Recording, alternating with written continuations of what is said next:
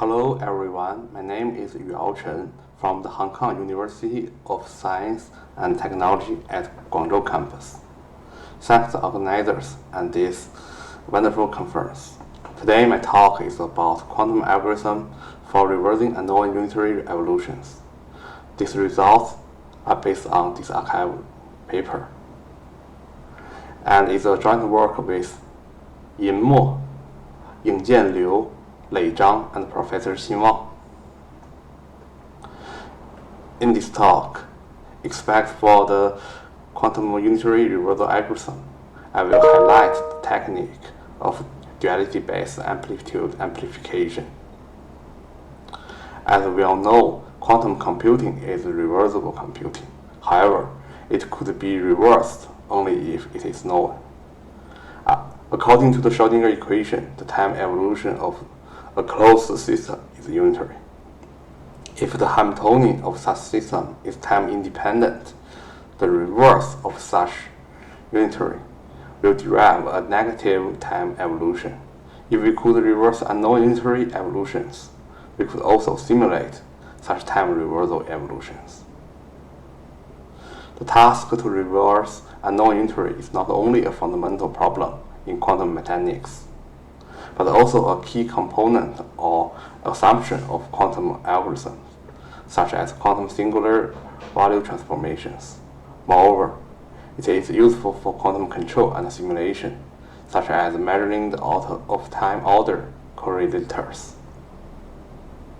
Specifically, we want to study whether and how we could use a quantum computer and query the positive time evolutions for finite times to implement or simulate a negative time evolution.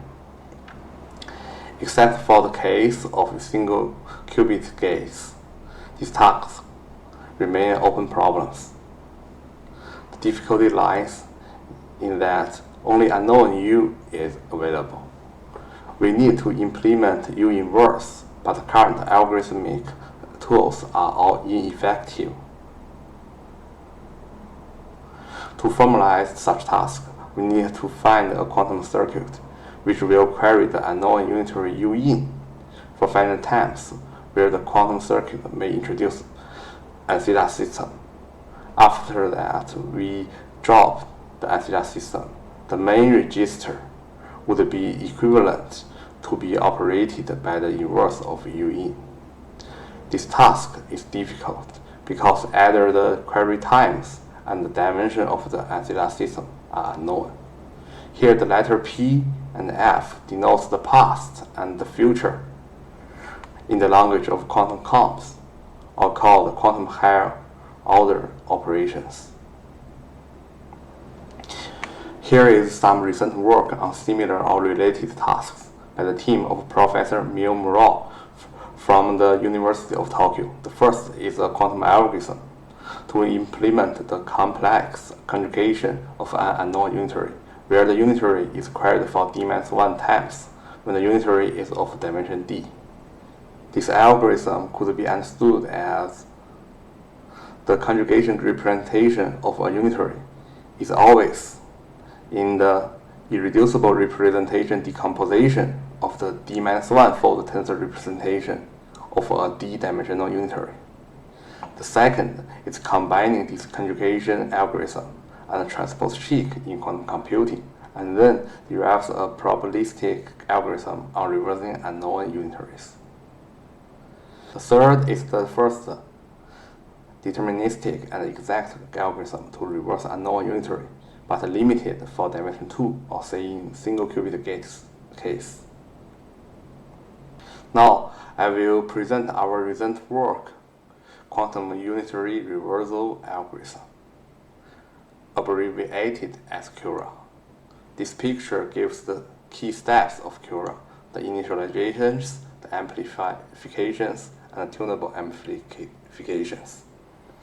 QURA introduced several ancilla systems with the initial states 0 as input. Meanwhile, those systems remain state 0 as the output. Thus, we could say all ancilla systems are not entangled with the system register at last of QURA. Here we assume that the unknown unitary U is of dimension D. We denote the target state U inverse phi as state good and the input state phi as state bad prime. In initialization, we will obtain a superposition state. The state good is a component of it with amplitude 1 over D, or denoted as sine delta. Then, in amplification part, we would amplify the amplitude sine delta into sine n plus 1 delta until it is approximated to state good. Finally, we operate a tunable amplification to make the amplitude equal to 1 exactly. In the target space, we find the amplification step is from angle delta to 2 delta, and so on until near pi over 2. Then the tunable amplification will bridge the gap. In details, the amplifier A is decomposed into two circuits, encoder E and decoder D tilde. And the decoder D tilde is decomposed into eraser D and other fixed gates independent on the input unitary U. I always say Cura is an easy combination of LCU, linear combination of unitaries, and the DBAA, duality-based amplitude amplification. In the initialization step, we just use LCU method to partially prepare unitary U inverse. Hence, we obtain an initialization equations EB prime equals to 1 over D times state G plus others, which is denoted as state B after normalization. Then by DBAA, we could amplify the good component into the whole. As mentioned before, the amplifier is the composition of encoder E and decoder D tilde. Then I will introduce LCU and DBAA in details. For the LCU part, firstly, it's clear that U inverse or U conjugate transpose is always linear on U conjugate, but not linear on U. We found an identity to verify this linear relationship, where Z and X are general polygates or called clock matrix and shift matrix. The FT denotes the D-dimensional Fourier transform. After knowing the linear identity, we could use the LCU method and query new oracle, U conjugate, to partially prepare U inverse.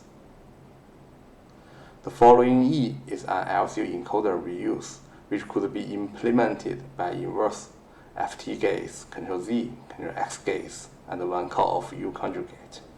Here is the circuit.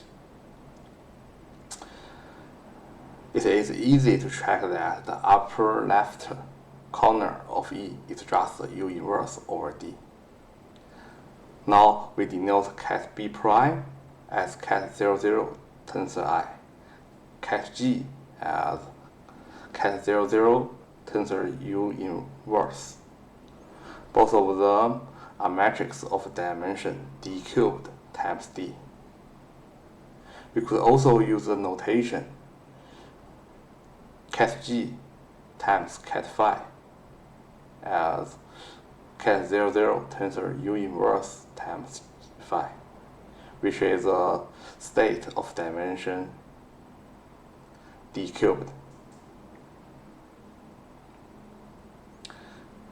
But we use this notation to skip the consideration for arbitrary input state phi. Now, we have determined the state bed.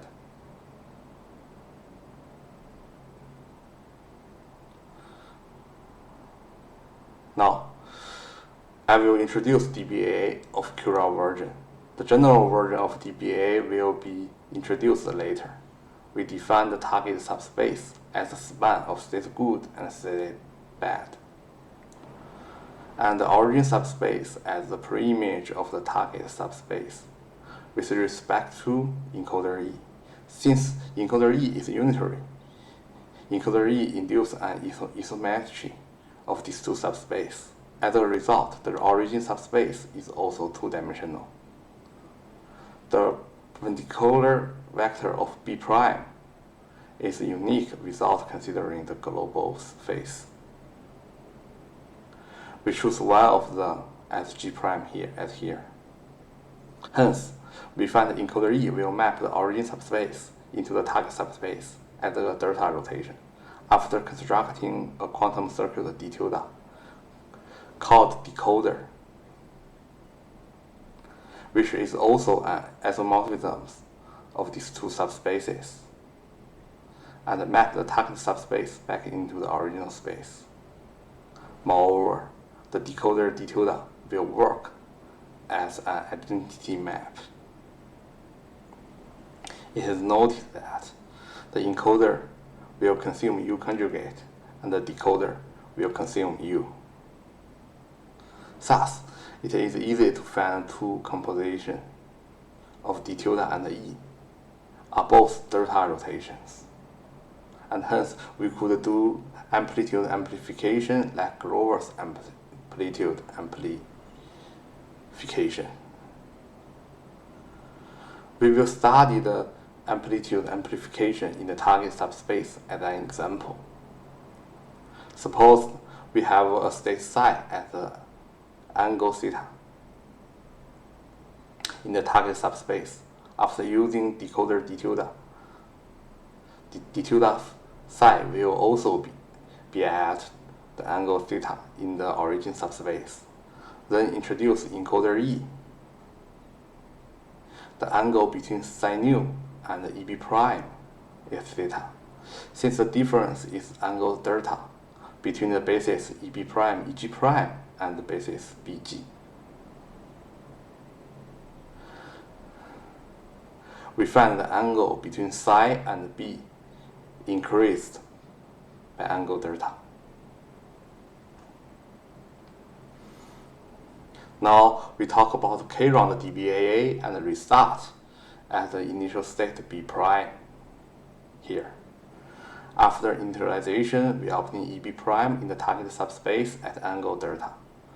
Then use amplifier in target subspace for K-1 times. The angle delta will increase into K delta. If K delta is close to pi/2, we have this state would be approximated to the desired state G. For almost all cases, pi/2 is not a multiple of delta. As a result, we could not implement U inverse exactly by these amplifiers. To bridge the gap of the last small angle less than delta, we introduce tunable decoder and also tunable amplifier. This tunable decoder d tilde alpha theta only works when the angle theta of the input state psi is known.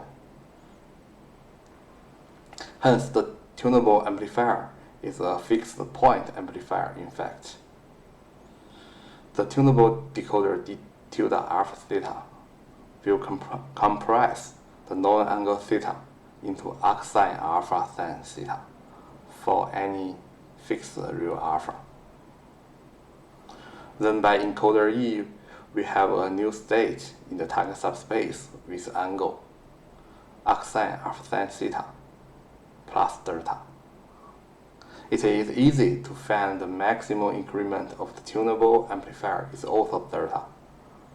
Exactly. Hence, we complete the algorithm Cura. Before tunable amplification, the angle of the input is known and equals to n+1 times delta. Hence, we could use tunable amplifier and rotate the angle into pi/2 exactly. Then we have derived the first deterministic and exact approach to universal reverse unknown unitary of any dimension. Then we will talk about the query complexity. Encoder E costs one call of U conjugate. Decoder D tilde or tunable decoder both cost one call of eraser D, which will cost one call of U. Such eraser D has similar circuit implement as encoder E, and it is decomposed into several control Z and control X gates, and one call of Oracle U. These two works prove D-1 is a lower bound and an upper bound of the query complexity of U conjugate, respectively. So we could use the equal sign here. After counting, we find that U inverse is less than K plus 1 uses of U conjugate, and K uses of U, or totally this number of U. When we swap the role of U and U conjugate, we will obtain a circuit to implement U conjugate's inverse, U transpose. Additionally, we could modify the last encoder E as another fixed gate independent on U to obtain another implement of U inverse or U transpose, where the cost is 2 acetylquid will be at a state dependent on U instead of initial state 0. The query complexity gradually approaching big O D squared, which coincides the lower bound from the following works. In the second one, it proved that 1 minus epsilon multiplied by D squared is a lower bound of query complexity for unexactly implement of unknown unitary inverse in precision epsilon. Because I still have some time, I want to talk more about the general technique of DBAA. In Cura, we find 2 subspace and 2 maps linking them as rotations, where decoder D tilde could be considered as a 0 rotation.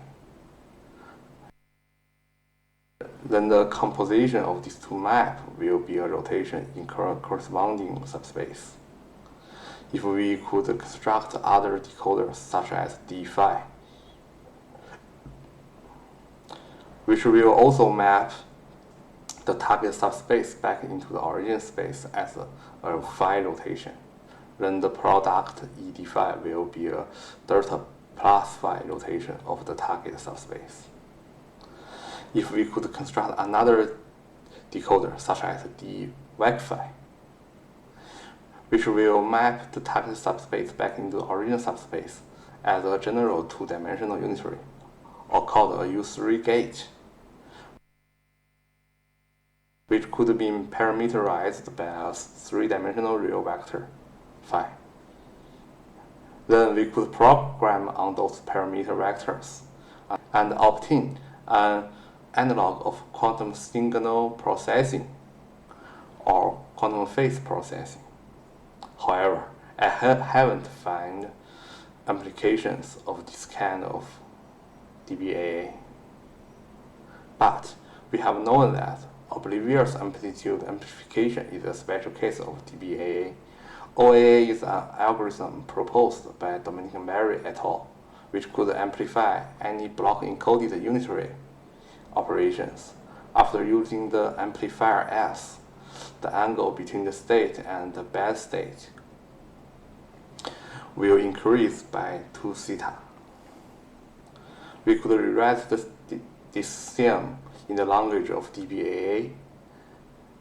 The only non-trivial equation is this one, the equivalent description of which is just the lemma 3.7 in their work.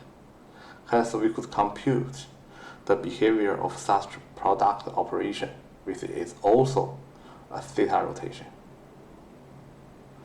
We find that R is both automorphisms of the origin subspace, and the target subspace. After removing unimportant informations, we find isomorphisms U and minus R U inverse R, linking the two subspace and forms a DBAA. Then the composition of them is clearly a 2 theta rotation. Therefore, we could say OAA is DBAA. The reason I want to dig deeper into DBAA is because I'm working on the open problem on better algorithms on U transpose for D greater than 2. For the case D equals 2, U transpose is an equivalent problem with U inverse, since U conjugate equals to YUY, where Y is the poly Y matrix. For the case D greater than 2, there is a gap between the known upper and lower bound. In DBA's framework, the only thing we can do and need to do is to find other decoders. For any unequivalent decoder found, it leaves an unequivalent implement of unitary transpose. As a conclusion, the following is our contributions. We have solved the fundamental open problem, reversing a non-unitary within finite cost for D greater than 2. We have proposed a new algorithmic technique DBAA different from Grover's amplitude amplification and OAA. U inverse is used in quantum algorithm frameworks, measuring OTOC and L.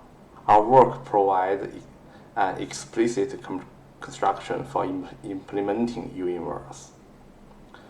Our algorithm is optimal in query complexity. More details can be found in our archive paper. Also, I would like to share that there are many open positions at HKUST Guangzhou and Professor Xinwang's group. Feel free to contact if you are interested. Thank you for your attention.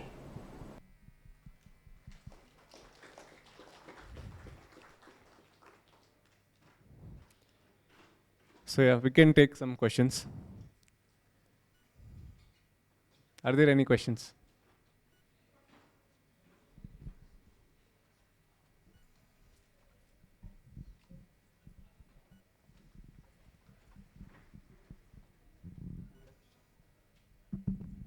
Hello. Can this be done? So I'm not sure. Like,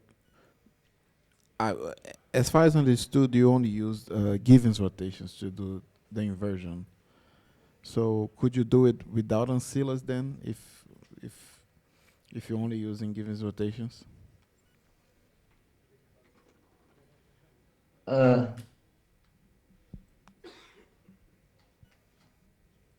Okay, I'm the co-author of this work, so let me make clear. Your question is whether we can realize unity inverse without using ancillary qubits? Yes. I think that is impossible. In our work, we have checked. We also use some techniques, numerical calculation, to test whether we can realize this unity inversion without ancillary systems. Like for qubit, we tried quantum circuit with 0 ancillary qubit, 1 ancillary qubit, 2 ancillary qubit, and we found that for 4 queries, if you use unitary gate for 4 times to realize your inverse, you at least require 3 ancillary qubits to realize this. And 0 ancillary qubit or 1 ancillary qubit is impossible for realizing this task. Okay, thanks.